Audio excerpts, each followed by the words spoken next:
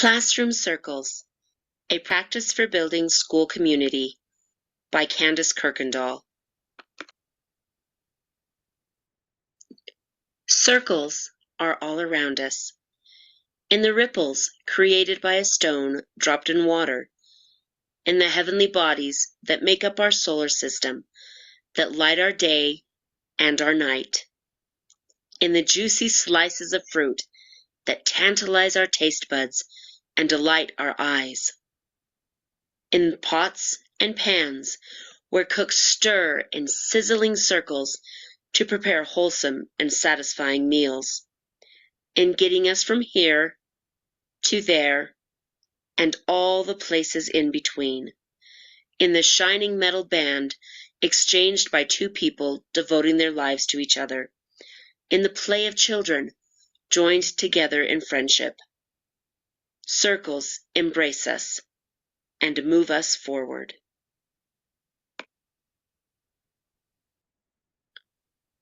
In today's fast-paced world, connections between people are often neglected. We see the fruits of this neglect in the increase of violence, crime, and behavioral issues in students. To combat this disconnect and the issues that come with it, there has been a movement to implement restorative practices across a wide range of institutions. The field of education is one of the places where restorative practices have been adopted readily. But what is restorative practices?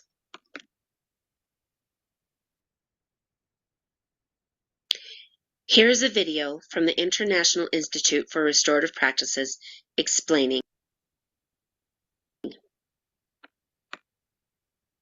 Our world is changing at a breathtaking pace.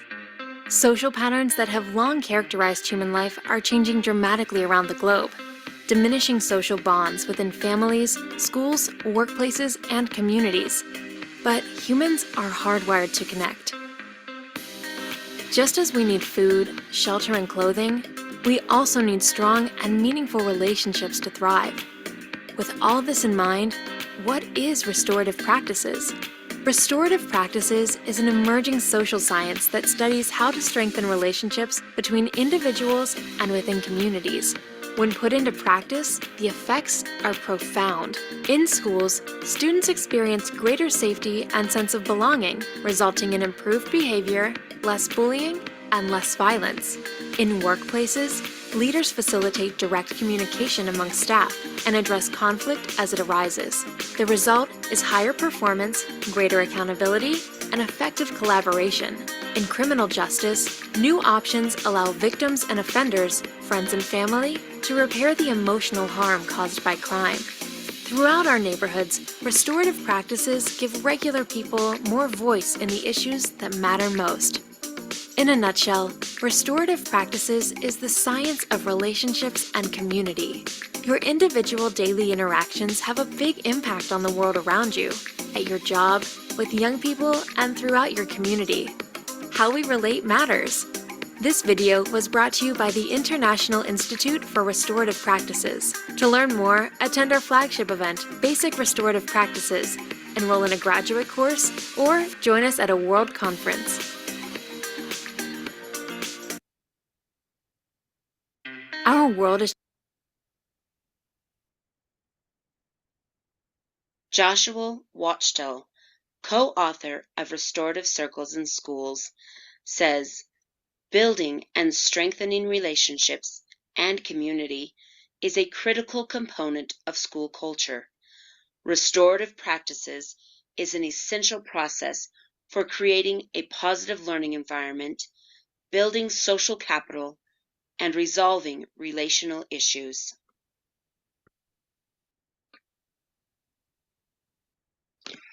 One aspect of restorative practice is classroom circles. Classroom circles are just what they sound like. They are connection circles where the class unites in a circle. They are an opportunity for students and teacher to come together and connect with one another.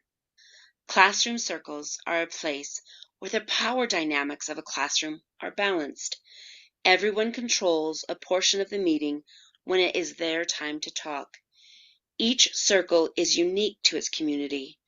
but all community circles are held to enhance relationships, establish classmate and teacher rapport, and foster empathy among students and staff.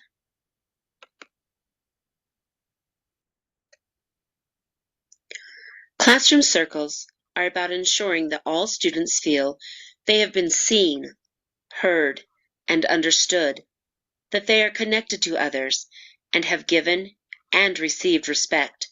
Classroom circles may even be the place where a student feels loved by their other classmates. Classroom circles can be a daily, weekly, or monthly event. They can be planned or spontaneous. They can be serious or fun. They can be a place to celebrate individual or class successes. They can be a chance to express sympathy and support for a classmate.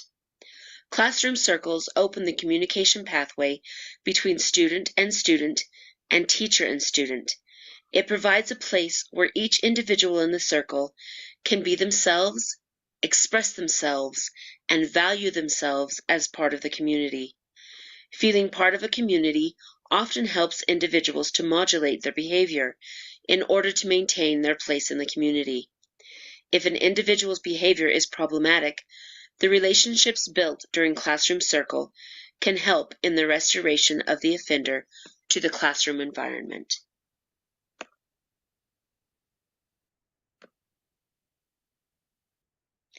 At the beginning of the year, or at the inception of a classroom circle, it is important to come up with communal agreements that will govern how circle members participate in the activities.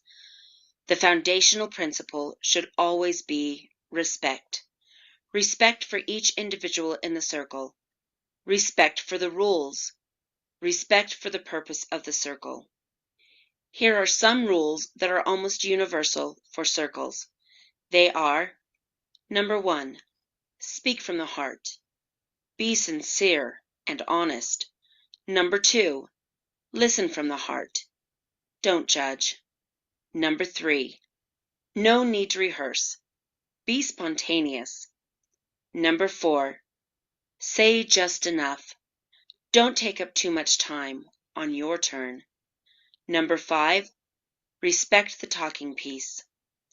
Give those who hold it your full attention. When you are holding it, give full attention to your truth. Speak to the center of the circle. Handle the talking piece respectfully. But just because there are rules does not mean that community circles should be rigid. They should be flexible and accommodating to what the class needs or wants. Now I want to take you through my experience with classroom circles, or community circle as we call it, in my own classrooms. I hope you will find something in my experience that will help you to build community in your own classrooms. In the first week of the school year, I established the pattern of community circle with my homeroom. As a class, we created classroom guidelines that all students agreed to and signed. These guidelines were posted where everyone could see them and be reminded of them. Then, we practiced doing a circle. I went over the circle rules. I emphasized that there was to be no talking except by the person with the talking piece, and that students could pass if they didn't want to share. We practiced passing around the talking piece with a simple yes or no question. If students forgot a rule, I, as the mediator, would remind them of the rules. This simple circle pattern was repeated for the first month of school, with questions increasing in scope as time went on. We do a community circle every day now. One of my students' favorite part of establishing community circle was naming the talking piece. I had a fun pin with bright orange yarn hair and a tie.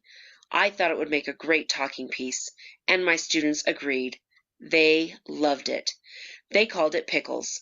Pickles has become a member of the class, and we all mourn as it begins to show the wear of a school year's use. If I forget this and start the circle without Pickles, I am quickly reminded that we can't have community circle without Pickles. When I felt that my students had become comfortable with the circle pattern, I began asking for student-led questions.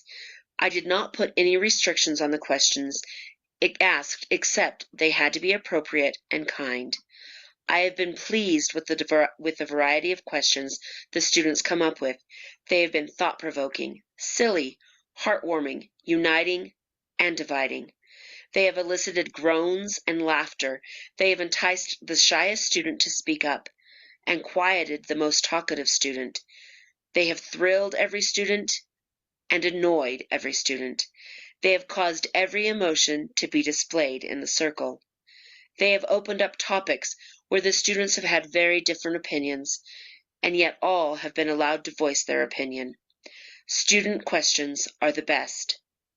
As the mediator, it is my job to make sure that the rules are followed and that there is an inviting atmosphere. I daily remind students not to talk unless they have the talking piece, respect other students' ideas and opinions, and to not take up too much time. It is important to keep the circle flow positive.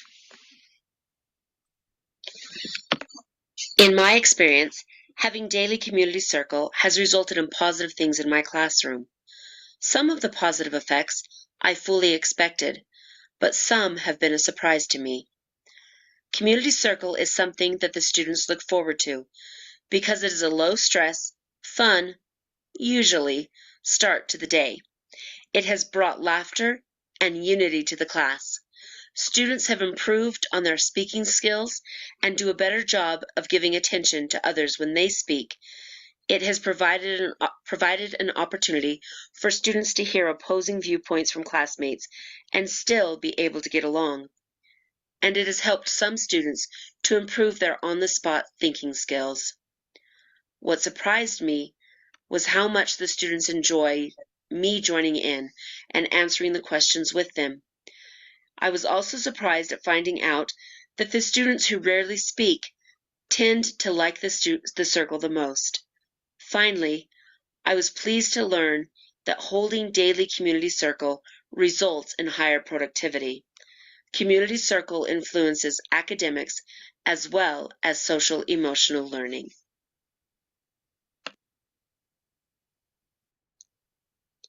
In my experience, community circle equals more productivity.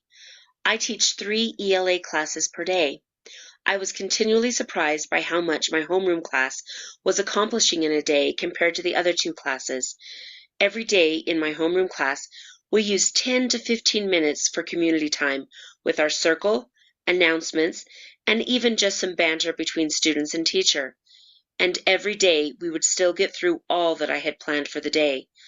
But in my other classes, I was struggling to get through even a third of what I planned. I was really frustrated. I began to analyze what happened in my homeroom during lessons and compared it to the lesson flow in the other classes. And I saw some patterns emerge. The discussions in my homeroom class went much smoother and were more rigorous because the students were used to talking with each other. They understood what their teacher and classmates were saying because they had a connection to them. The students were also more willing to share ideas because they were already used to expressing what they thought about things without judgment. The students were more considerate in my homeroom of others, and when reminded that their behavior could affect a classmate negatively, they were more likely to stop the offending behavior. I also noticed that students in my homeroom were more respectful and attentive to me as the teacher because we had a rapport. They knew me and knew I loved them. I learned the truth of the statement by Dr. James Corner, no significant learning can occur without a significant relationship. After this analysis, I decided to implement community circles into my other 2 classes. In the 2 months since I have done community circles in all of my classrooms, I have seen an improvement in student-teacher communication, and more things are getting done. Students who I struggled with because they ignored me or talked over me listen to me more readily. Disruptive behavior has decreased. Bickering between students has fallen off drastically, which leads to a calmer, more learner-friendly classroom environment. I wish I had begun community circle in my other classrooms at the beginning of the year. I often wonder how much more would we have been able to accomplish?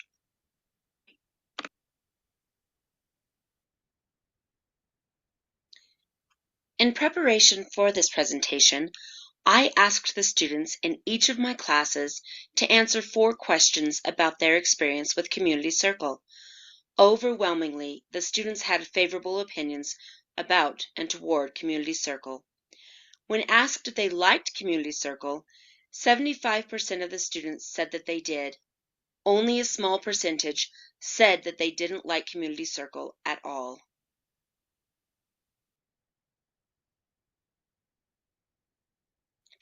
"69.8% of my students said that Community Circle has been a positive experience for them.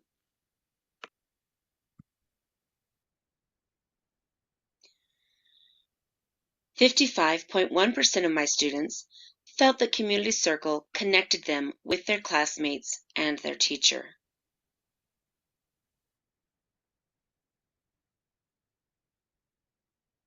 The final question I asked was, what do you like about Community Circle?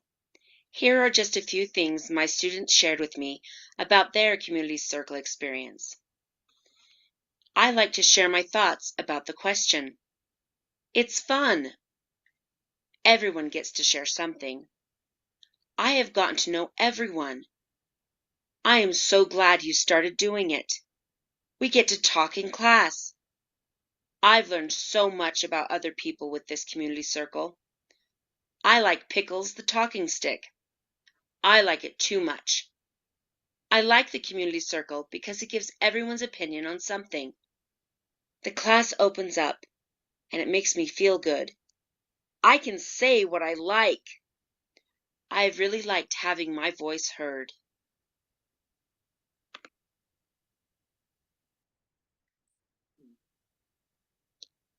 We feel connected to other people when we sense that they see us, know us, and care about us.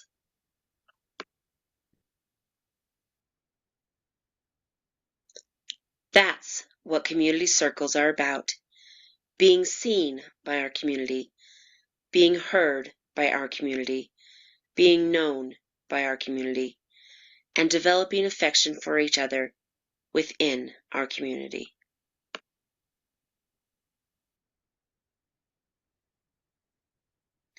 How far will the ripples created by your classroom circle reach?